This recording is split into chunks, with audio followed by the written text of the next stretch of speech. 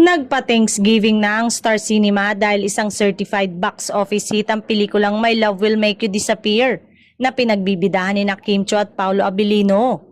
Umabot na sa 173 million pesos ang kinita nito sa takilya in terms of worldwide gross.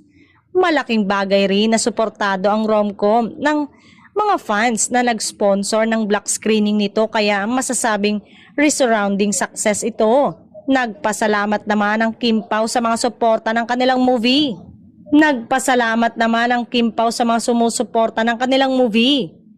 Palabas pa ito sa ibang Asian countries tulad ng Taiwan at Vietnam. Hindi rin katakatakang soon ay mapapanood na rin ito sa isang online streaming platform. Hindi naman mapigilang ikumpara ng ilan ang naging performance ang tambalan ni Kim Chiu at Paolo Abilino sa ibang love team. Bagamat inaasahan ng kumita, hindi raw nito kinabog ang tandem ng Joslia. Humamig kasi ng 450 million pesos in terms of worldwide gross ang pelikulang Unhappy for You noong nakaraang taon. Undisputed pa rin syempre bilang number 1 ang Hello Love Again ng Kat Den na nananatiling highest grossing Pinoy film of all time.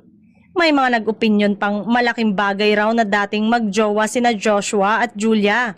Kaya na-excite sa kanilang reunion movie ang mga fans. Sa kaso naman ng Kim Pao, na-curious naman ang madlang people sa kanilang real at real life romance.